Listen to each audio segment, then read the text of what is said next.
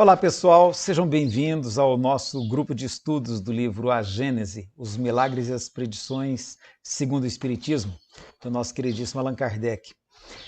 Nós somos um grupo de estudo da Fraternidade Espírita e estamos desenvolvendo o estudo semanal do livro A Gênese. A gente se encontra virtualmente uma vez por semana aos sábados à tarde e estudamos durante a semana. Então é um prazer ter você estudando conosco. Nós vamos sempre gravar o resumo do que nós tivermos discutido para que você possa estar acompanhando, tá bom? Você possa estar acompanhando mesmo à distância, mesmo sem estar participando das reuniões virtuais conosco, que nem sempre o horário é viável. Mas é um prazer ter você estudando conosco. Então nós vamos iniciar o estudo do livro A Gênese, e eu fiz aqui algumas anotações do que a gente foi conversando no grupo de estudo e eu quero compartilhar com você. O primeiro que a gente fez foi uma visão geral do livro. É interessante, esse livro foi publicado no dia 6 de janeiro de 1868 e Kardec dá uma explicação logo na introdução. Isso foi resultado de um material que foi sendo acumulado desde o início dos trabalhos dele, em 1857, quando ele publicou o Livro dos Espíritos, na sua primeira edição. Ele publicou o Livro dos Espíritos em 1857 primeiro e fez toda uma reformulação, dobrando praticamente, mais do que dobrando o volume do livro, em 1860. Então, ele já percebeu em 1860 que ele poderia desenvolver as partes do Livro dos Espíritos sob novos livros. E aí ele já tinha publicado o Guia Prático a respeito de mediunidade, então ele desenvolve esse Guia Prático como Livro dos Médiuns, depois ele escreve o Evangelho, o Céu e o Inferno e a Gênese, que é o último. É muito curioso, na Revista Espírita ele fala até do preço de venda, 3 francos e 50 centavos, ou então 4 francos se fosse para remessa pelo correio. É muito interessante a gente ver lá a lista dos países para onde ele podia mandar e para onde ele já colocou o preço do frete, inclusive. É curioso a gente perceber esses detalhes, né? Está na Revista Espírita em janeiro de 1868, caso você queira conferir. Ok, mas vamos lá então ao livro que nós vamos trabalhar agora. O nome dele, Por que a Gênese, os Milagres e as Predições segundo o Espiritismo. Esse nome é interessante, não é, gente? E o próprio Kardec vai explicar que ele vai trabalhar esses 3 aspectos. A Gênese. E o que é a Gênese? A Gênese é a origem do mundo, a origem de tudo que nós conhecemos. Tem muito a ver até com a Gênese bíblica, né? O livro do Gênesis, que está lá na Bíblia. Né? Então, a Gênese do ponto de vista da origem do mundo, da origem de tudo que existe, da criação. Tá? Os milagres, Kardec está preocupado em oferecer uma resposta à sociedade católica da sua época a respeito dos milagres que constavam na Bíblia, que constam na Bíblia. E as predições, porque a nossa sociedade judaico-cristã é uma sociedade para quem o elemento profecia ele é muito presente, ele está na raiz das nossas tradições lá com os profetas do Velho Testamento, e o próprio Jesus ele é apresentado como um profeta e ele apresenta, os textos falam de profecias que Jesus teria anunciado, sendo que o último livro da Bíblia, do Novo Testamento, é um livro absolutamente profético, que é o Apocalipse. Então as profecias são também parte muito presente na nossa tradição espiritual e Kardec vai dar uma atenção para isso. Eu acho até curioso a gente ressaltar que ainda hoje as profecias encontram um espaço muito grande no ideário da nossa sociedade ocidental. A gente vê aí as profecias do meio espírita mesmo, relativas à transição planetária, data limite e uma série de outras profecias que alimentam o imaginário espírita. Kardec, portanto, vai dar uma atenção a essa questão, tá? Eu acho interessante, eu vou colocar aqui na imagem para você, o frontispício que a CELD reproduziu. Eles procuraram reproduzir até logo a primeira página do livro, né? Eles tentaram dar a impressão da capa original do livro, publicado por Allan Kardec. Eu achei esse detalhe curioso, né? Vou colocar aqui a imagem para você, uma depois a outra, para você perceber a semelhança. A CELD é o Centro Espírita Leon Denis, que apresentou uma das traduções que a gente vai estar acompanhando com vocês. Eles traduziram da 4ª edição francesa.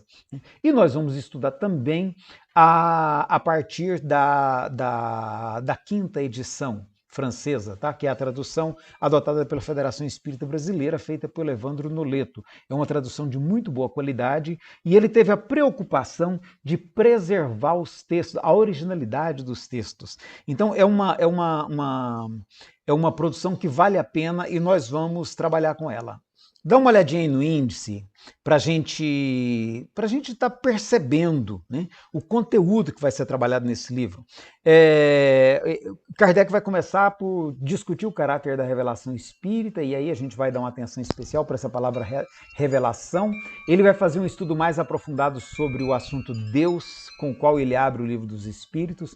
Ele vai estudar uma questão que é muito filosófica, que é a questão do bem e do mal, o papel da ciência na Gênese do ponto de vista da origem do mundo, na explicação da origem do mundo. Então é muito interessante que Kardec ele demonstra aqui uma amplitude de conhecimento muito interessante, tá?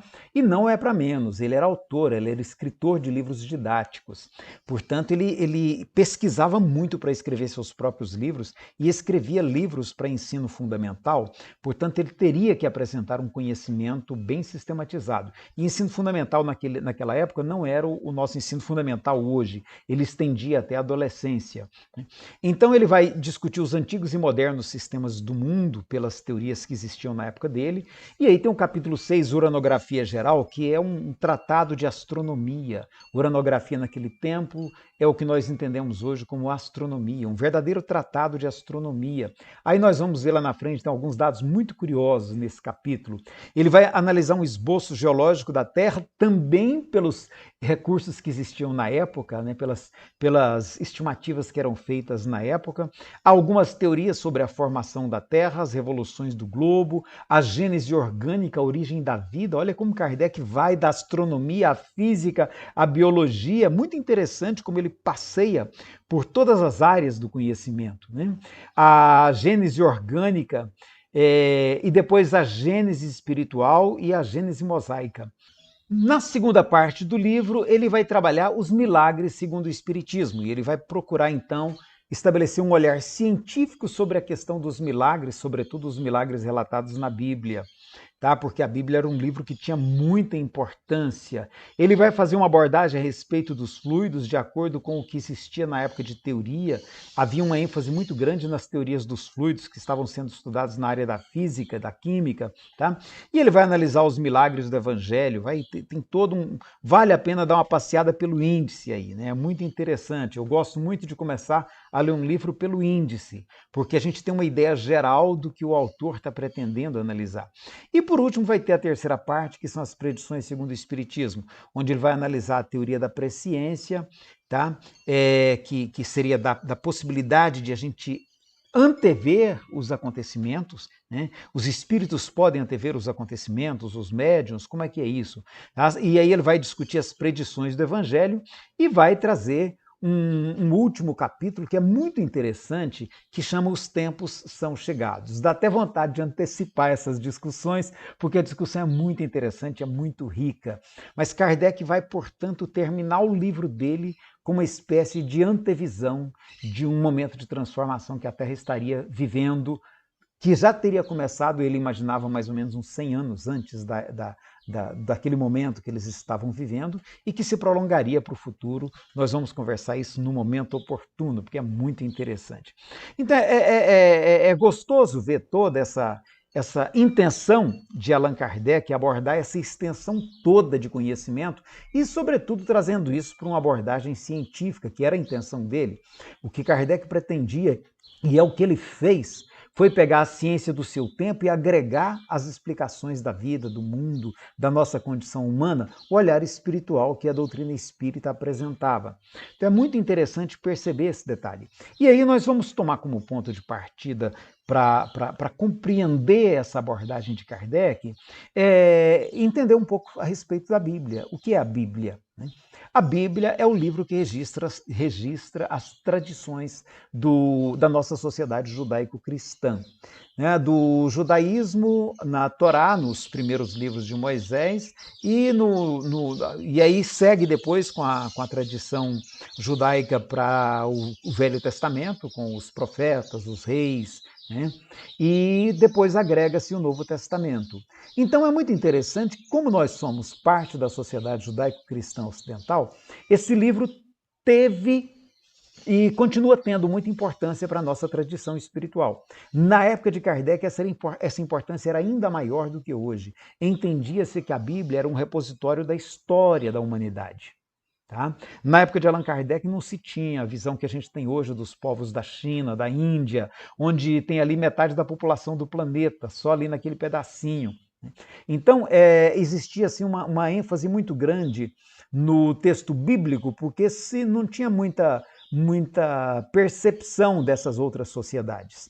A Europa se achava o centro do mundo, tudo era Europa, a Europa era o local onde a tecnologia se desenvolveu, onde a filosofia se desenvolveu.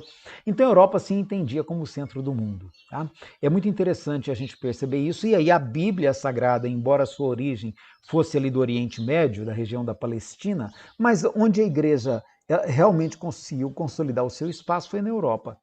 Então, a importância da Bíblia era muito grande. A gente tem que reconhecer isso. Kardec vai dedicar 3 dos seus livros a, de certo modo, justificar o Espiritismo a partir da perspectiva bíblica, que é o Evangelho segundo o Espiritismo, o Céu e o Inferno e a Gênese. Então, é interessante a gente perceber que Kardec está dialogando com uma sociedade católica que tinha na Bíblia um livro que era considerado como repositório de verdade. Hoje, a visão que se tem da Bíblia hoje é diferente. Hoje a gente entende a Bíblia como um repositório de tradições espirituais da nossa sociedade. Nem de longe nós vamos querer aqui comparar a Bíblia, por exemplo, com o Bhagavad Gita, com os cânticos dos Vedas, com a sabedoria oriental, ou então, por exemplo, com o Tao Te Ching, com o I Ching, né, com os livros da tradição chinesa. Então, cada povo tem sua tradição espiritual. É interessante a gente perceber que nós estamos falando da nossa tradição espiritual. Tá? Esse caráter universal que Kardec entrevê no seu tempo se referia à nossa tradição espiritual. É muito bom que a gente tenha isso claro. A gente não querer que a nossa tradição seja superior às demais, o que seria um supremacismo religioso complicado hoje que a gente tem clareza desse entendimento. Então, nós vamos entender a Bíblia como um livro de literatura religiosa, literatura sagrada, que traz as tradições espirituais do nosso povo. Para Kardec, na sua época, para os estudiosos da sua época, os relatos bíblicos eram muito fatos, eram muito considerados como fatos. Tá? Hoje, já se tem um entendimento que grande parte, se não a maioria, desses relatos devem ser mitos, devem ser lendas. Discute-se, inclusive, se Moisés teria existido realmente ou se não é um personagem lendário, assim como Hércules, né, para os gregos. Tá? Então, não se tem hoje o mesmo olhar que se tinha na época de Allan Kardec. Para Allan Kardec, aqueles relatos eram fatos. Moisés era um personagem real. E hoje a visão que se tem é outra. Não se pode afirmar inteiramente que Moisés não tenha existido, mas existe grande possibilidade de que seja também um mito, um personagem mitológico da tradição judaica. Então é bom a gente ter essas percepções para a gente ser capaz de olhar tanto com o olhar do século XIX, quando Kardec escreveu os livros, quanto também ser capaz de olhar com o olhar de hoje. Né? Kardec diz assim, olha, embora as escrituras estejam repletas de tais fatos, para eles são fatos, seus comentadores não conseguiram chegar a uma solução racional, por exemplo, a criação, visto desconhecerem a lei que os rege. Aí, então, para ele vai dizer assim que hoje, no século XIX, né, lá no tempo dele, a ciência já consegue explicar todos esses fenômenos. Então, Kardec entendia que a ciência já tinha, na sua época, elementos que a tornavam capaz de explicar todos esses fenômenos que estavam narrados na Bíblia, inclusive os milagres, inclusive as profecias. Portanto, Kardec vai fazer uma tentativa de explicar racionalmente o conteúdo da Bíblia. Né? E aí ele vai dizer que ali no conteúdo da Bíblia estão presentes também algumas teorias ainda hipotéticas. Por quê? Porque ele vai apresentar algumas explicações que são explicações que ele está tentando construir, tentando elaborar uma teoria para explicar certas ocorrências históricas que ele acha que são históricas, né? Então ele está propondo algumas explicações, propondo algumas teorias, e ele deixa isso bem claro na introdução do livro A Gênese. Eu sugiro que você leia a introdução, né, e faça essa visão geral do livro nesse primeiro encontro nosso com o texto, tá? E aí, então, quero chamar a atenção para o caráter do livro, que é o caráter científico da proposta. É muito interessante que a gente observe que o que Kardec está tentando fazer ao elaborar essa doutrina, tá? Essa doutrina dos espíritos, essa doutrina espírita, o que ele está tentando fazer é trazer para o nível da racionalidade científica as questões espirituais. É muito interessante perceber isso. Kardec era um homem de ciência, um homem do seu tempo, um estudioso, um pesquisador, um sábio do seu tempo, um pedagogo importante, teve livros importantes publicados na França, livros didáticos, e ele tinha a intenção, era como se fosse um sonho antigo dele, tá? Uma forma de espiritualidade que rompesse com aquele tradicionalismo da Igreja Católica, da Igreja Protestante, e, sobretudo, que aparasse essas divisões entre as duas. E ele entendia que isso poderia ser feito através da ciência. Então é muito importante que a gente perceba a intenção kardeciana de fazer da ciência a base para a sua argumentação espiritual. Kardec, inclusive, nem pretendia fundar uma religião, não é essa a intenção dele, ele foge disso, ele fala disso até o final da vida dele, mesmo vendo que estava se formando uma religião, inevitavelmente, mas ele tenta dar esse caráter não de religião institucionalizada para o espiritismo. Ele queria que católicos, protestantes, budistas, muçulmanos, todos pudessem beber na fonte desse conhecimento, que para ele era mais científico. E é interessante a gente perceber que ele não conseguiu que isso não acontecesse. Acabou se formando religião, sim. Né? Na França menos e depois no Brasil muito mais. Então é interessante a gente ter essa percepção. Mas a intenção dele é que, nas palavras dele, o espiritismo e a ciência se complementam reciprocamente. A ciência sem o espiritismo se acha na impossibilidade de explicar certos fenômenos, só pelas leis da matéria. E ao espiritismo, sem a ciência, faltariam apoio e comprovação. Então Kardec está tentando fazer essa junção, e é muito bom a gente perceber isso para a gente compreender a essência do pensamento kardeciano. E a gente, portanto, ser mais fiel a essa proposta dele hoje, que a gente está procurando dar continuidade a esse trabalho que ele iniciou lá há 160 anos atrás. Aí eu quero chamar a atenção para vamos dizer assim, um boato que rola no nosso meio, né?